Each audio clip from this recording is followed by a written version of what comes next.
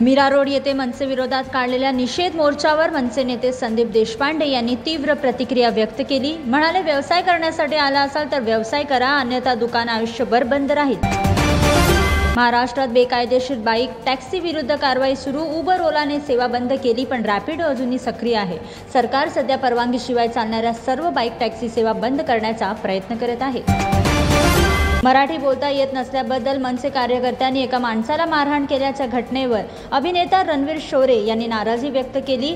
Xavier tweet केले की हे बरोबर नाही। काही राक्षस मोकाट फिरत आहेत। हे फक्त राजकीय फायदा मिळवण्यासाठी आणि लोकांचे लक्ष वेधण्यासाठी केले जात आहे।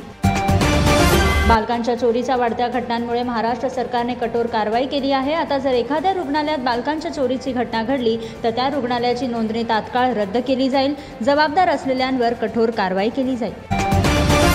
मुंबईत काल रात्रीपासून सुरू असलेल्या मुसळधार पावसाची तीव्रता संध्याकाळपर्यंत आणखी वाढेल।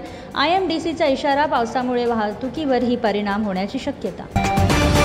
ठाकरे बंधूंच्या विजय रॅलीपूर्वी दोन्ही भावांचा टीझर रिलीज झाला। उद्याच्या रॅलीची तयारी जोरात सुरू असताना अनेक ठिकाणी दोन्ही भावांचे पोस्टर्स देखील लावले। परिवहन मंत्री प्रताप सरनाईक यांनी मोठी घोषणा केली। महाराष्ट्र सरकार MSRTCची आधुनिकीकरण करेल, 25,000 नवीन बसेस जोडेल आणि 740 डेपो अत्याधुनिक बसपोर्टमध्ये रूपांतरित करेल। शरद पवारांनी उद्धव राज ठाकरेंच्या विजय रॅलीपासून स्वतःला दूर ठेवले। शरद पवारांनी त्यांच्या पूर्वनियोजित कार्यक्रमांचे कारण देत रॅलीला उपस्थित राहण्यास नकार दिला। पनवेल धानूच्या विलंबामुळे संतप्त झालेल्या प्रवाशांनी मंगळवारी रात्री भिवंडी स्थानकावर ट्रेन थांबवली होती। खूप प्रयत्नानंतर त्यांना ट्रॅकवरून काढण्यात आले। आता रेल्वेने या निषेधात ट्रॅकवर आलेल्या सुमारे 68 प्रवाशांविरोधात FIR दाखल केली आहे। चौकशी अद्यापही सुरू। मालाड लिंक रोड ओलांडताना बेस्ट बसने धडक दिल्याने 55 वर्षीय महिलेचा मृत्यू। पोलिसांनी चालकाला ताब्यात घेतले। पाकिस्तान हॉकी संघाला भारत दौऱ्याची परवानगी दिल्यानंतर विरोधक संतप्त। पहलगाम हल्ल्याचा हवाला देत प्रियंका चतुर्वेदींनी सरकारच्या धोरणावर आणि गृह मंत्रालयाच्या हेतूवर प्रश्नचिन्ह उपस्थित केले। समृद्धी महामार्गावर भीषण अपघात। एर्टिगा कार दुबाजकला धडकली। घटनेत 2 जणांचा जागीच मृत्यू तर 3 जण जखमी। मुंबईत श्वसनाच्या आजारांचा वाढता धोका लक्षात घेता मंत्री उदय सामंत यांनी सर्व कबूतरखाने बंद करण्याची घोषणा केली। कबुतरांपासून पसरणाऱ्या संसर्गाबद्दल चिंता व्यक्त करण्यात आली।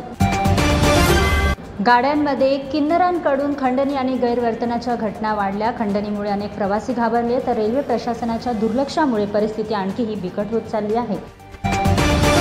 वांद्रे पोलिसांच्या एका कॉन्स्टेबलने समुद्रात बुडणाऱ्या महिलेला वाचवले। काल संध्याकाळी गॅलेक्सी अपार्टमेंट जवळ ही घटना घडल्याचे सांगितले जात आहे। महिलेला सुरक्षितपणे वाचवण्यात आले। मुंबईत पुन्हा बालटोळा सक्रिय। शाळकरी मुलांचे अपहरण करण्याचा प्रयत्न करणाऱ्या 2 महिलांविरोधात वांद्रे पोलिसांनी गुन्हा दाखल केला। अंधेरीतील पान विक्रेत्याचे अपहरण करून 43,000 रुपये खंडणी वसूल केल्याप्रकरणी 2 पोलिसांसह 17 जणांना अटक। तपास सुरू। छत्रपती संभाजीनगरमधील सोनम रघुवंशी सारखं अजून एक प्रकरण। केवळ 45 दिवसांच्या वादात आरोपी महिलेने मामासोबतच्या अनैतिक संबंधांमुळे पतीची हत्या केली। मुंबईत सोने आणि चांदीच्या किमतीत बदल। 10 ग्राम 22 कॅरेट सोन्याचा भाव 90,500 रुपयांवर पोहोचला तर चांदी 1,10,000 रुपयांवर पोहोचली।